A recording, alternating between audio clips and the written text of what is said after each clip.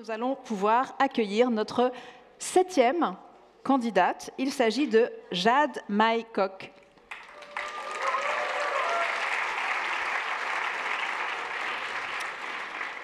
Jade Maycock, voici le titre de votre thèse « Modélisation du comportement des étudiantes et étudiants interagissant avec des simulations interactives ».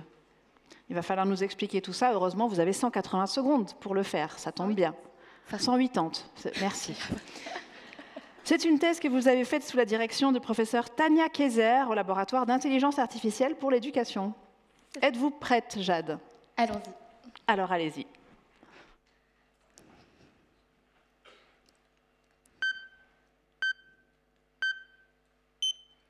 Dans une ère où l'intelligence artificielle progresse rapidement et où les réseaux sociaux sont omniprésents, il est très facile de générer un flot continu de fausses informations, de le propager à travers des chambres d'écho et d'ainsi manipuler l'opinion publique.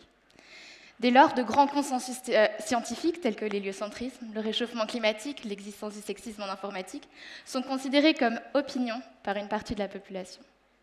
C'est pour ça qu'il est essentiel de renforcer l'esprit critique des jeunes pour leur donner les outils qui leur permettront de former des opinions fondées.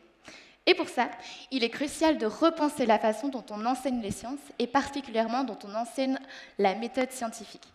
La méthode scientifique, c'est quoi? C'est le principe de créer des hypothèses sur un phénomène quelconque à partir de faits théoriques prouvés. Une fois ces hypothèses formulées, il s'agit de les vérifier empiriquement à travers une série d'expériences qui nous permettront ou non de rejeter ces hypothèses. C'est une méthode cyclique parce qu'en général, il nous faut plusieurs itérations avant qu'aucune de nos hypothèses ne soit rejetée.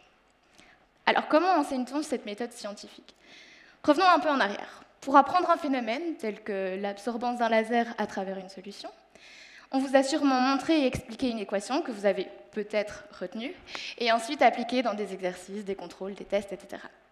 Cependant, la manière la plus efficace pour apprendre et comprendre des équations, et ensuite les appliquer sur le terrain ou sur papier, c'est de les découvrir tout seul au moyen de la méthode scientifique. Et la manière la plus efficace d'apprendre et comprendre la méthode scientifique, c'est de la découvrir par soi-même.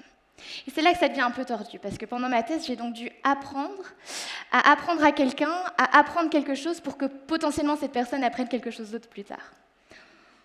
Entrent en jeu les simulations interactives. Elles permettent aux élèves d'explorer un phénomène scientifique sous toutes leurs coutures, sans rien faire exploser et à moindre coût. Seulement voilà, j'ai découvert que la moitié seulement des élèves arrivent à les utiliser de manière efficace et autonome. C'est-à-dire que cette moitié arrive à comprendre la méthode scientifique et à l'apprendre seule, simplement en utilisant plusieurs simulations d'affilée. Pour le reste, c'est un peu plus compliqué, et c'est pour ça qu'on a créé des algorithmes qui permettent de prédire quels élèves n'arriveront pas à utiliser ces simulations de manière autonome. On a aussi analysé les interactions des élèves les plus efficaces pour créer des stratégies qui aideront les élèves les moins efficaces. Le tout en corrigeant les biais sociétaux de nos algorithmes.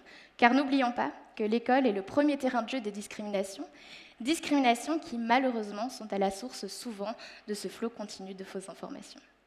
En bref, si on repense le programme de sciences pour passer de l'absorption d'équations à l'exploration de phénomènes tels que l'absorption par exemple, on a le pouvoir de renforcer l'esprit critique des jeunes pour au mieux les protéger au flux de fausses informations auxquelles ils sont confrontés. Merci beaucoup.